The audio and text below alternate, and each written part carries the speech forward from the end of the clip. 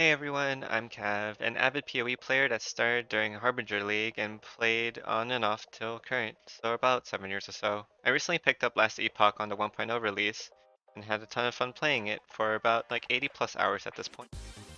From the title of the video, I finally hit level 100 on my first character, and it was an Tangled Roots Rare Bear Primalist. From those coming from PoE, it's basically a Cold Dot Earthquake Juggernaut. But it was really fun to play though. The class fantasy is really there, and I feel like I just want to give my thoughts about the game. Before I go into my thoughts about the game, I just want to give a few disclaimers. I did follow a leveling guide and also a Cold Dot Primalist guide on Maxroll. Uh, though I don't know how the non-guide experience is, I feel like it's still pretty good compared to Path of Exile. The other thing I want to mention is that I did solo self-found or friend self-found using the Circle of Fortune guild. So I can't really speak on the trade side of things. There are some minor spoilers and it ties into some of the systems, so unfortunately I have to go into it. Campaign and lore, I think it's pretty solid in the game. The campaign was really fun to go through. It was pretty challenging too, which was a plus. Regarding the campaign, the early campaign feels really cool, especially since you start with 5 different classes, which each of them having 3 subclasses, and and them having about I think 20 plus abilities fully maxed out. That's really interesting and unique. Every single skill in the game has its own tree, but you can only have 5 of them at a time, which also is very interesting. It creates a lot of diversity, and it doesn't feel like you're pigeonholed into one specific skill, and you can have them like kind of weave into each other. So it's pretty interesting that way. Regarding the lore, the playable character is just a random adventurer who just stumbles into the world. Having that with all the time loopy stuff and the diverging timelines and stuff fits really well into ARPG because it just feels like it really fits that infinite grind, infinite loop type of feel, and it can be done infinitely, and there are infinite amount of timelines and infinite amount of possibilities for each timeline. So I'm really excited to see where to keep going. The campaign isn't 100% done yet, but we'll see in the near future how it turns out. I just think that the campaign and lore so far is really strong and can really be built up in a way that advances the game and makes it much more enjoyable in the future. Bossing in Endgame I feel isn't quite there at the moment. There's still a lot that needs to be worked on in this respect because all there really is to Last Epoch's endgame right now is arenas, dungeons, and monoliths and empowered monoliths, which just fill in for that infinite grind similar to maps in Path of Exile. Um, there just isn't enough that requires enough gear unless you're like pushing 1000, 2000, maybe 3000 corruption, but even then it's the same and this is an artificial number that's inflating and there really isn't like too much diversity in it. At least right now, the game developers already said they're scheduling stuff for to fill in that niche, and hopefully we'll see the fruits of their labor pretty soon. But for myself, I've hit around 300 corruption, and my build still feels okay, and I feel like I can keep pushing. So it's starting to get really challenging in the DPS and the racking DPS that you need for it, and the tankiness that you need for it is going to scale as the higher corruption you go. The blessing system, I feel like it's pretty cool. The fact that you can keep putting these behind the bosses of the monoliths feels really nice, and it feels like kind of like an infinite gold chase to farm for like the perfect rolled affix for the blessing, but overall it's still pretty bare bones. The builds in this game seem very fun. Overall, seeing my friends play different builds, minion builds, falconeer, blade dancer, all these different builds with all their different skills and how many different ways you could build them with like uh, dot damage or cold damage or fire damage. um, vice versa, right? Seeing different ways people can use items and craft with them and get different powers for their builds is very interesting, especially when looking at it, the best in slots, mostly it's uniques for most slots, which is the highest tier of gear. It feels very interesting and unique, and it just feels very broad. Um, I would love to see more skills being incorporated later, or even more classes. I think 5 can be upped, maybe 6, maybe 7.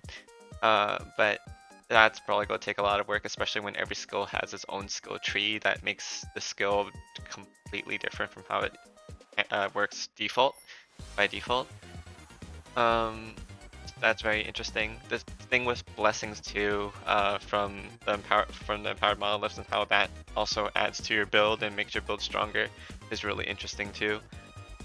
Regarding crafting though, the crafting experience has been really enjoyable. The fact that it's pseudo uh, pseudo deterministic, and how like you can guarantee triple procs of items, 4 procs of items, basically. Feels really good and helps you like try to identify what you're looking for.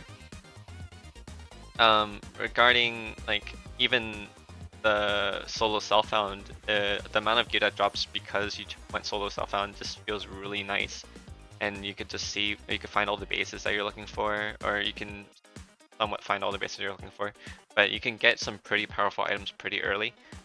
So the game feels pretty rewarding overall, and that amplifies the crafting because you could basically turn any item that you pick up on the floor into an item that you want for your build. Um, with enough forging potential. It is a bit RNG of a system where you only have a certain amount of steps that you can do before it becomes drained of possibilities. But the crafting system is pretty fun. I think hands down my favorite portion of the game right now would be a lot of the quality of life things. As someone who's played Path of Exile for a very long time, and dies quite a lot and still pretty bad at the game. Uh, I feel like Path of Exile just doesn't have some of the quality of life that this game does have. Like stash tabs are completely in game, and you get as many of them with gold as you want. There's also an entire like encyclopedia on everything by pressing G that tells you everything you need to know about like every single affix in the game, what things do. There's also the fact that when you're trying to switch builds, it only costs gold to respec, and then as for respecializing skills, which is separate from respecing your class points or passive points. You can just have one skill sit at the highest level, and then all the other skills just catch up or try to catch up to it. That's really cool, so that you don't feel as pigeonholed into certain builds or messing up like you do in Path of Exile, where if you mess up early, you basically have to restart your character. Um, so the amount of flexibility regarding the game, and the amount of like quality of life features that the game has already is very impressive, especially since I come from a bit of a more hardcore place. The fact that you don't, the fact that when you die you only lose the rewards and not also EXP or anything else, that's really nice. So you don't just have these really bad game experiences where you just stuck the entire day de-leveling. Um, Overall, the quality of life features just feel really cool and good for the game and for the new player experience. My final thoughts about the game: I think it's really solid at the price point it's at. For $35, you get a lot of value and uh, a lot of hours that you can put into the game. If the end game is something that you want to specifically focus on, though, I would suggest maybe waiting for the updates to come in and see if the end game is for you. But for now, the end game is pretty lacking. but overall the game is really fun, and as long as they keep to their business model of just being $35, the game is a super solid pickup for anyone who loves ARPGs. Some areas where I want to see the game improved.